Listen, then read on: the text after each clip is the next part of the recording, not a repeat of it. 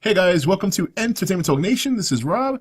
This video, we're going to do a short review and discussion of Game of Thrones, which I thought I did a video of the season review for season 6, but I did get some requests to at least do a video discussing the events of season 6 and then leading into season 7, which is coming on probably around April, which is normal time for Game of Thrones to hit the air. And yeah, season 6, I should say, was a delight. From episode 1 to the final episode, it was just so many things happening. And, you know, we found out after the season that pretty much next season, the season after, season 7, season 8 are the final 2 seasons of the show. So you kind of get an idea of why things pretty much in this season got kicked into high gear. A story that was moving at a methodical pace, but a good one, not in a bad way when I say that, suddenly just got catapulted into where getting to the final stages. It took 6 seasons for Daenerys to finally take off to Westeros. You know, it took 6 seasons for some Starks to finally get reunited, albeit some of it didn't end very well if you consider Rickon. And yeah, and finally we get an answer to whatever happened to Benjen. You know, we saw that he made his return, and he's like half white and half human thanks to Dragonglass. So a lot of questions were answered in season 6, much to the delight of a lot of people, including myself. And of course, the biggest reveal of season 6 was, of course, Jon Snow actually being a Targaryen and a Stark. So it was just a great season. And Jon Snow has been one of my favorite characters since season 1. I don't know what it was that ever gravitated me towards him, because if you look back at season 1, he was a bit of a, you know, immature, kind of thought he had things, didn't have to earn things, and wasn't liked by some of the Night's Watch when he first got there, because obviously he was very skilled. He was far more advanced in certain areas than anyone in the Night's Watch, and he did feel he should be treated a certain way. But through the seasons, he grew up. He got humbled. He humbled himself, I should say, and he always was always very much like his uncle, Ned Stark, very honorable, always trying to do the right thing, and eventually it got him killed. But as we saw in the beginning of season 6. He was resurrected by Melisandre, and then he played a huge role throughout the whole season. And one of the things I do remember about season 6 is him and Sansa being reunited was just a fantastic moment. It was the first time, and even though he's not technically by name he's not a Stark. We know now that he's a Stark, at least half Stark. It was the first time we've seen Starks reunited on the show, or together on the show, since the Red Wedding, where obviously you know, the murder of Sansa's mother and brother, Robb Stark, and his mother being murdered at the Red Wedding was just one of the best episodes in the show. And I'm pretty sure that's the last time we saw any Starks together in the same room. Because we know that Arya was, you know, out training to be an assassin or a faceless. You know, Sansa was being pretty much tossed around from Westeros to the Vale, from the Vale back to, Winterfell under the control of the Boltons. And it's amazing. You know, you look back, there's so much happened, so many things to remember. And I know I'm not going to remember all of it. But going through the gist of events, especially going into season 6, yeah, that was one of the biggest moments in season 6, was the reunion of 2 Stark siblings. Another one of the biggest things in season 6 was, going back to Daenerys making her way to Westeros, which was a big deal. After she had to fight her own war, the kingdoms that she had conquered prior to Meereen were going back into slavery. We remember that Tyrion made a deal that if they end slavery in 7 years, you know, he was trying to negotiate and mitigate any damage done by the Harpies. Remember, the Harpies were out killing people.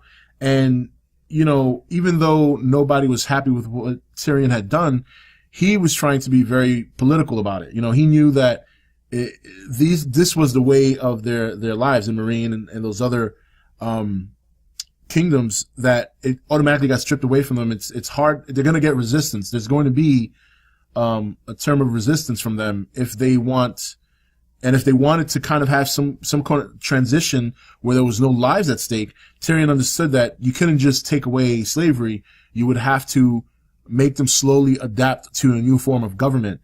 And that's why he did it. And I thought it was a smart move.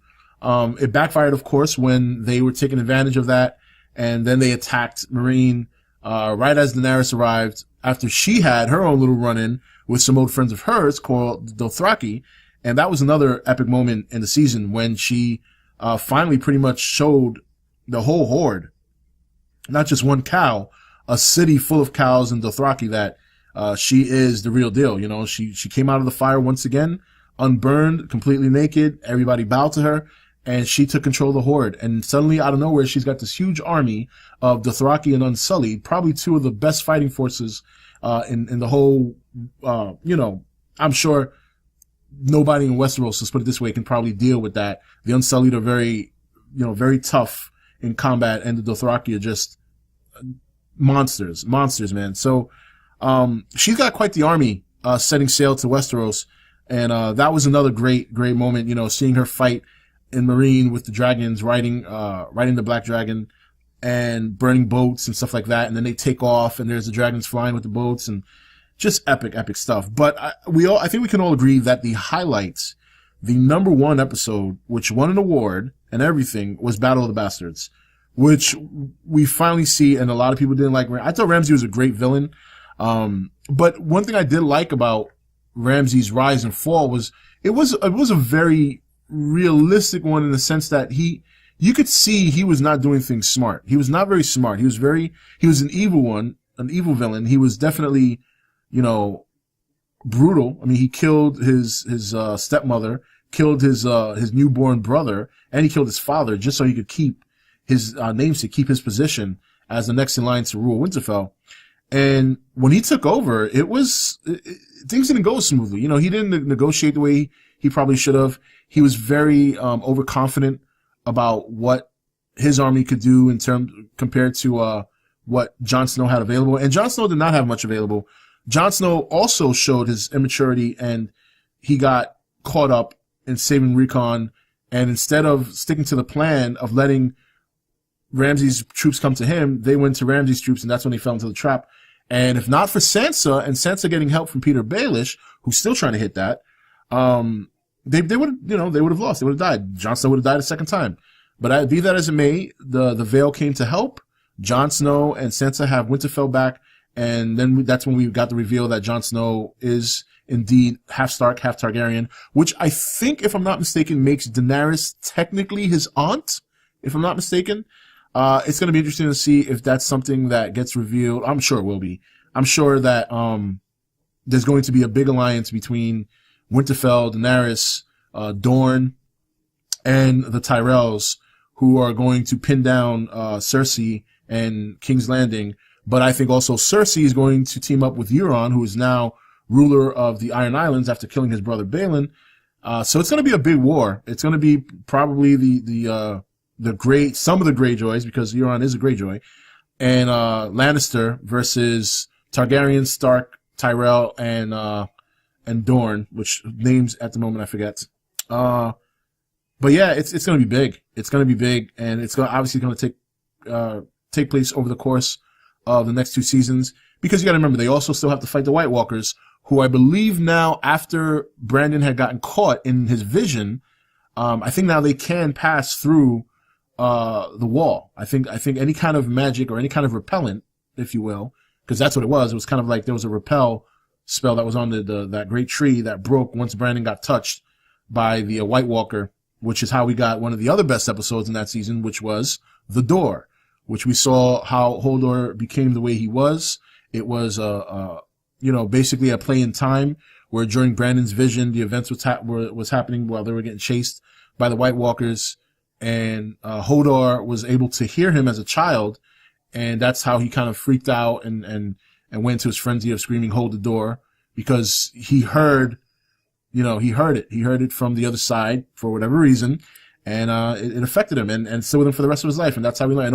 I remember that episode was just epic, and it was a tearjerker, man. If you've been invested in the show since season 1, and you saw that episode, chances are at least the minimum teared up when that happened. And there was a lot of moments like that. I thought season 6 was just fantastic. It was a lot of fun. It was great to see a lot of questions answered. It was great to see a lot of reunions.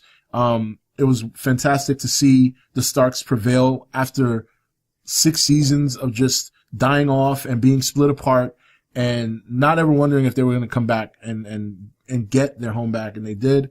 And now we're coming to the end. We're coming to the big war. Daenerys is on her way. The White Walkers are on their way. It's going to be huge, man. I'm very excited. I know a lot of you guys are excited. I've gotten a lot of requests to do a video like this. And I believe I did a season review somewhere in the channel, but I'm not quite sure. But either way, we're only a couple of months away from season 7 coming. And I'm definitely looking forward to seeing how it's probably going to be our final 10-episode season, from what I understand. So I believe season 8 is only going to be like 6 or 7 episodes. So that's it. We've got like maybe a little less than 20 episodes left in this show. And I heard rumors that there might be a spinoff, but we'll keep our ears out for that. And if it does get confirmed, we'll definitely talk about that. Probably something that we can see happening where it takes place like in the past, like a prequel type of deal. So, but anyway, that's it for this video, guys. What did you feel about season 6? We're in no book territory, so it's great now we can speculate without the book elitist coming in and saying, just read the book. The show's just really, really good. And, it's nice now to know that we're watching new content that's not book related. It's going to be a surprise for everybody. So it'll be interesting to see how that's going to turn out over the next 2 seasons. Anyway, guys, that's it for this video. This is Rob signing off for ETN, where we don't do news, we just talk entertainment. Take it easy. Thank you for watching ETN. You can follow ETN on Facebook, Twitch, or Twitter, or join the Nation Facebook page. Don't forget to click that subscribe button on your way out. You're watching ETN. Share and subscribe. Hey guys, welcome to Entertainment Talk Nation. This is Rob. This video, we're going to do a short review and discussion of Game of Thrones, which I thought I did a video of the season review for season 6, but I did get some requests to at least do a video discussing the events of season 6 and then leading into season 7, which is coming on probably around April, which is normal time for Game of Thrones to hit the air.